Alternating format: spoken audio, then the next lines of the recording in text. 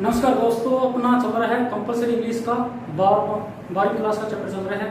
मैं पहले आपको 2 चैप्टर करा चुका हूँ। आज अपना 3rd चैप्टर एंड पोइम है, शेक्सपियर साहब की पोइम है। पोइम का नाम है सेवन एज ऑफ मैन, यानी कि मतलब इसके अंदर मुंशी की 7 अवस्थाओं के बारे में बताया गया है। क्योंकि देखो, आप जन्म लेते हो, बड़े होते हो, ठीक है, थोड़े और बड़े होते हो, ठीक है, थोड़े और बड़े होते हो, बुजुर्ग होते हो, ठीक है, यहाँ से चले जाते हो।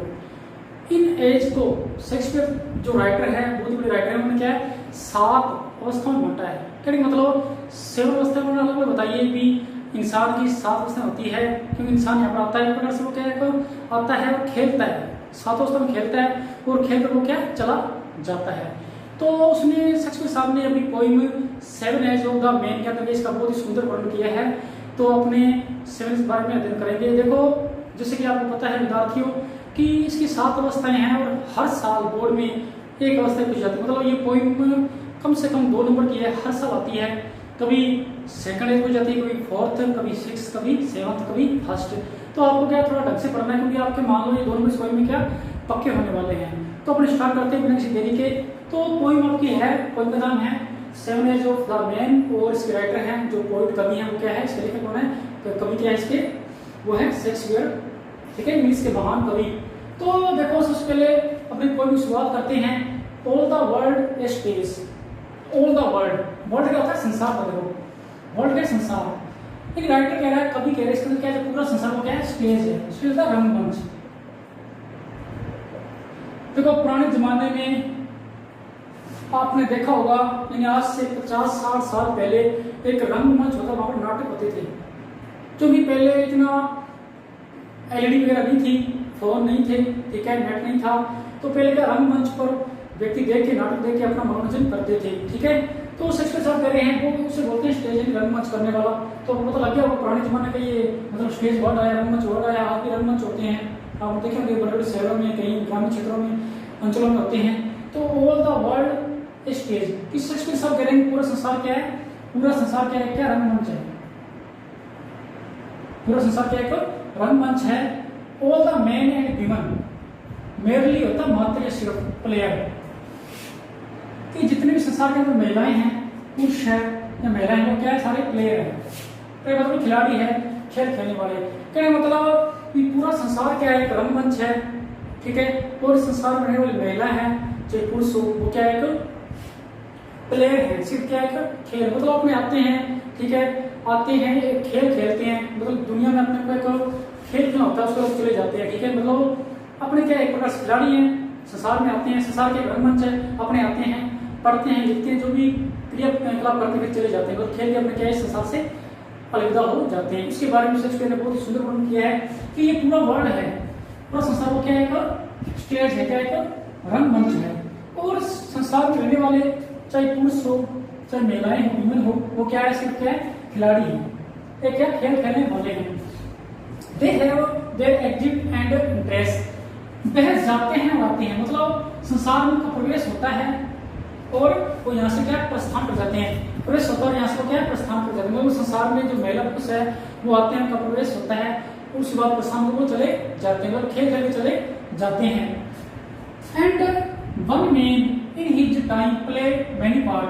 जो भी कोई व्यक्ति होता है, चाहे पुरुष महिला हो, ठीक है, जो भी व्यक्ति वन मैन कोई मर्जी पुरुष या महिला हो, क्या है a one man in his time play, समय के अंदर क्या play many role, many part. तो क्या अनेक प्रकार के क्या पार्ट अदा करता है, अपनी लाइफ के अनेक प्रकार के पार्ट अदा करता है। हिज एक्ट, उसके कार्य को बीइंग 7 एजेस, 7 अवस्था में बांटा गया है। कहने का तात्पर्य है शेक्सपियर साहब कह रहे हैं कि ये पूरा जो संसार है, पूरा वर्ल्ड है, वो एक क्या रंगमंच है। पूरा वर्ल्ड क्या है, पूरा वर्ल्ड क्या है रंगमंच है।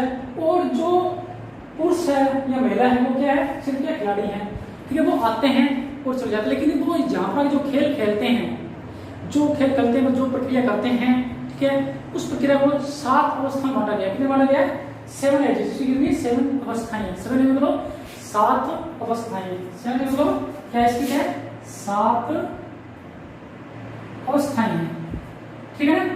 भी जो भी महिला पुरुष आते हैं, संसार में खेल खेलते हैं, ठीक है, चले जाते हैं। लेकिन वो जाने से पहले 7 अवस्थाएं पूरी करते हैं। अगर मान लो एक मनुष्य है, जन्म से लेकर बुढ़ापे तक अपना पूरा लाइफ टाइम व्यतीत करता है, मतलब एक कारण उसकी मृत्यु नहीं होती, तो इस संसार में 7 प्रकार की उसकी अवस्थाओं से गुजरना होता है।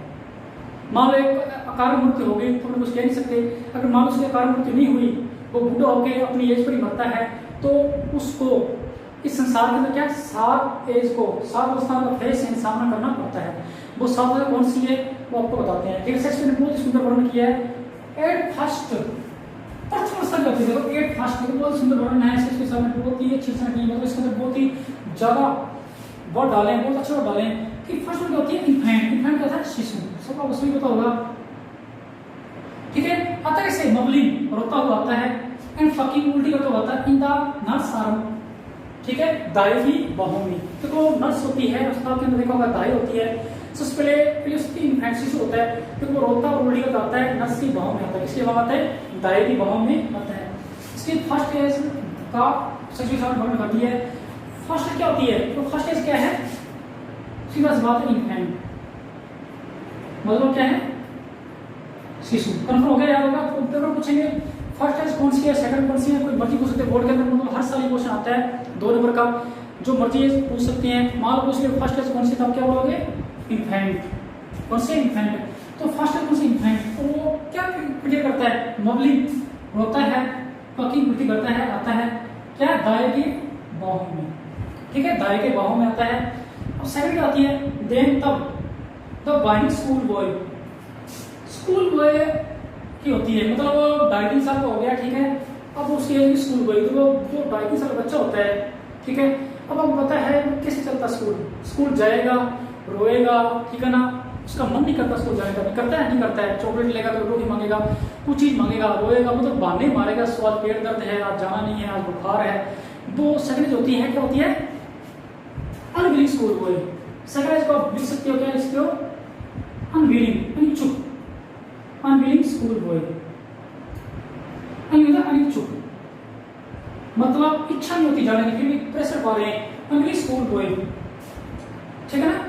एक जस्ट नेक्स्ट जो उसका बस्ता होता है, बैग होता है, उसे बोलते हैं साइनिंग मॉर्निंग फेस, जिसकी सुबह होती है वो जाता है। क्रीपिंग होता है, रैंक चलता है, लाइक स्नेक गोभी की तरह। स्नेक होती है कोई पक्षी, एक स्नेक जानवर का नाम है, ठीक है। छोटा सा ये घोगा होता है, वो बहुत ही स्लो चलता है, तो घोगे तुलना करते हैं इससे अनविलिंग स्कूल बॉय से। बच्चा होता है वो ना स्लो चलता है, इसे स्लो चलेगा बिल्कुल, मतलब उसकी इच्छा नहीं थी स्कूल जाने की, स्लो चलता है। किसकी तुलना किसी के लिए? स्नेल से, क्योंकि ये स्नेल भी बहुत धीरे चलता है, तो बच्चे की इच्छा नहीं होती स्कूल, पीछे मुझे देखता है, ब्रेन में चढ़ता है, नहीं चढ़ता है, इच्छा नहीं होती, मतलब तुम्हारी स्नेल से। अनविलिंग होता है इच्छा नहीं बस टू स्कूल जाने की, मतलब सेकंड होती है अनविलिंग स्कूल बॉय। इस एज में होता क्या है?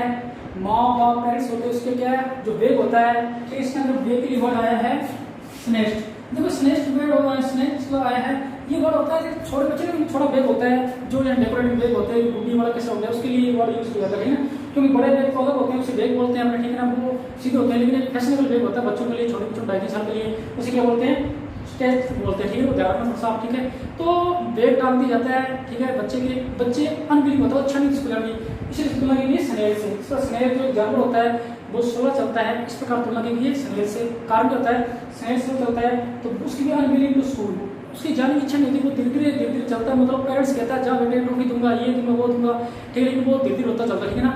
तो सेकंड एज खत्म हो गया है अनविलिंग स्कूल बॉय। अब एज होती है थर्ड, ठीक है, शेक्सपियर ने बताया 7 एज होती है, तो उम्मीद करता हूँ 2 एज पूरी हो गई। पहली एज कौन सी थी? इन्फेंट, ठीक, नॉर्मल सी बात, रोता हुआ आता है, रोटी करता हुआ आता है, दाई की बाहों में, नर्स की बाहों में। सेकंड होती है अनविलिंग स्कूल बॉय, तो 2.5 साल हो गया है, स्कूल भेज इच्छा नहीं है स्कूल जाने की, ठीक है।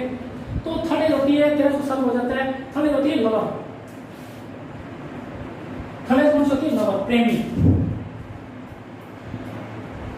ठीक है। ये जो होती है किशोरावस्था से हो जाती है, किशोरावस्था में लवर बन जाता है, third age lover. And then the lover sighing होता है आहें भरना,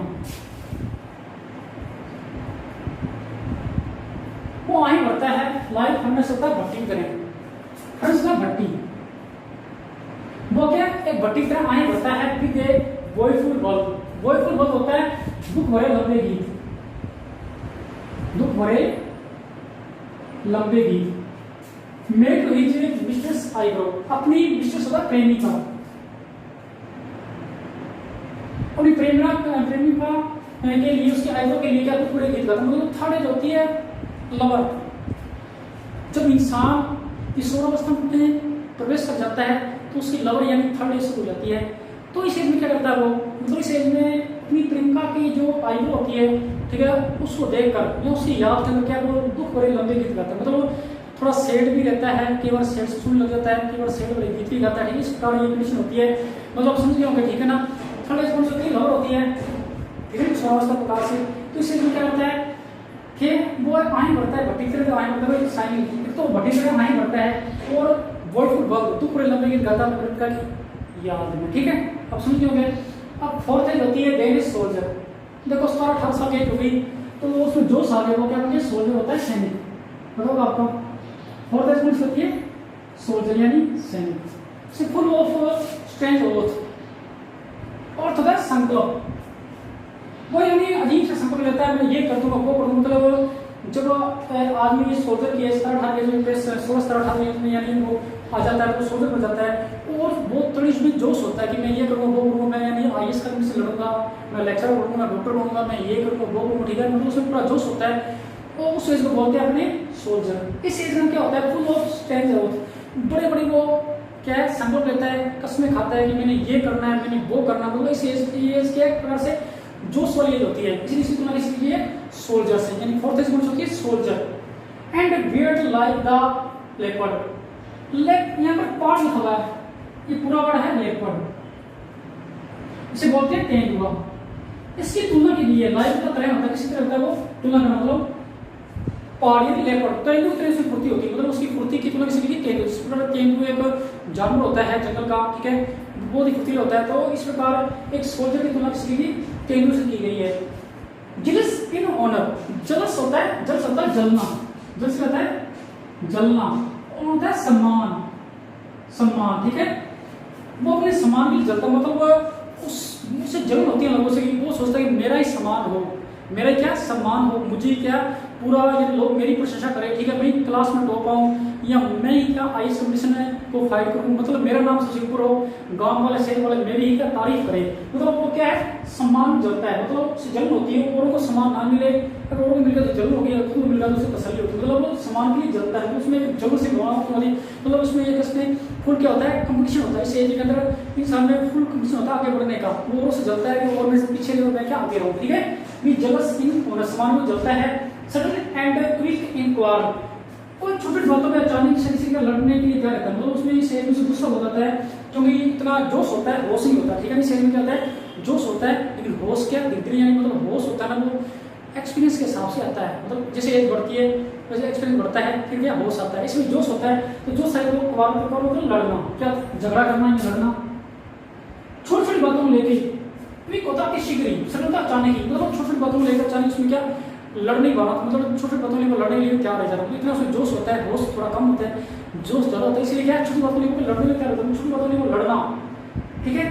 सी होता है ढूंढता है, तलाश करता है, क्या होता है? तलाश करना, यहाँ क्या होता है? ढूंढना, ठीक है। बबल रिपोर्टेशन, मतलब छोटी छोटी चीजों में अंदर क्या है? अपनी रिपोर्टेशन, अपनी पर्सनैलिटी को ढूंढता है कि मेरे क्या मेरी पर्सनैलिटी हो, मेरा रेपुटेशन बने, ठीक है ना।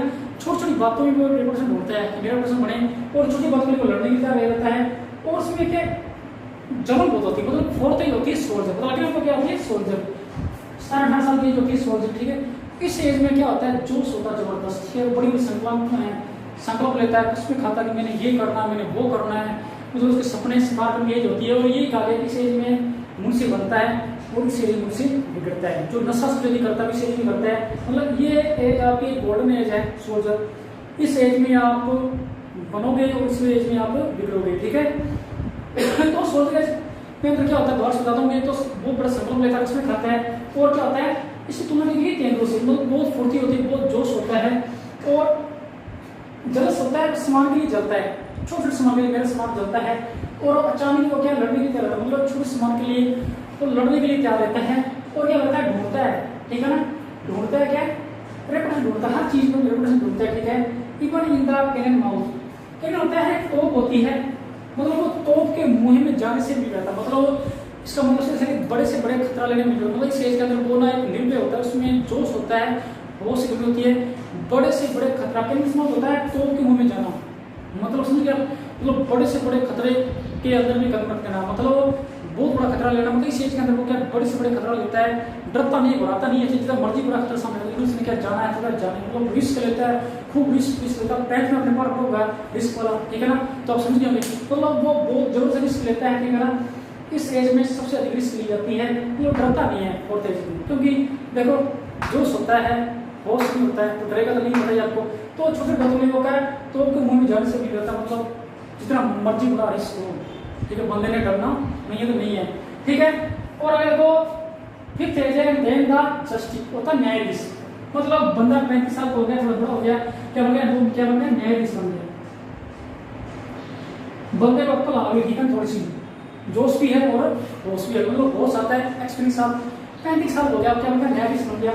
इन fair round belly with good cannon leg, इस एज में इसमें राइटर ने बताया कि इस एज में वो मांस का भक्षण करता है, ठीक है। कैनन स्लीप बोलते हैं चूजे को, जो अपने यानी चूजे होते हैं, ठीक है, मुर्गी के चूजे होते हैं उसे बोलते हैं, मतलब उसका मांस खाता है तो बेली राउंड से पेट क्या हो जाता है, थोड़ा आगे बढ़ जाता है और उसका चेहरा क्या गोल गोल हो जाता है। उसी एज के अंदर वो क्या होता है, मान लो वो जस्टिस बन गया, ठीक है, और इसी एज के अंदर वो मांस भक्षण करते हैं, चूजे वगैरह खाता है और वो गोल गोल क्या है, इसे मतलब मान के चलो कि 35 एज होता है मनुष्य का मोटा हो जाता है, वो क्या गोल गोल हो जाता है, इस एज में ये होता है, ठीक है।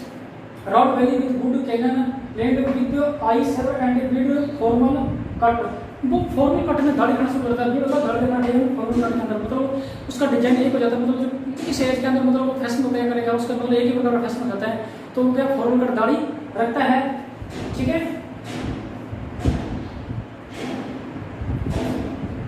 फुल ऑफ वाइज साज, विद्वान बड़ी साज तक कहावतें, विद्वान बड़ी को क्या कहावतें कहता है, मतलब वो विद्वान हो जाता है, विद्वान बड़ी को क्या कहावतें कहता है, कहावतें बोलता है, जैसे आप उसमें कहावतें ही सुनते हो, बड़े बड़े सुनते हो कहावतें, विद्वान कहावतें बोलता है। एंड मॉडर्न इंस्टेंट्स, मॉडर्न का आधुनिक उदाहरण, और वो ना आधुनिक उदाहरण देता है कि फलानी इलाके में ऐसे आप ये करना चाहिए, कुछ गली मत जाओ, ये है लाइन में ये करो, ये क्षेत्र पकड़ो, ठीक है, IT करो, फलाना करो, ये करो, ठीक है, आप आर्ट रखो, साइंस रखो या मैथ रखो, मतलब आधुनिक उदाहरण देता है कि फलाने बंदे ने ये चीज़ की, ठीक, वो आज वहाँ पहुँच गया, आप ऐसा करो, मतलब 35 साल हो जाता है, जस्ट के एज में आ गया, ठीक है ना, 5वीं एज में आ गया, जस्ट में तो न्यायाधीश बन गया, ठीक है ना।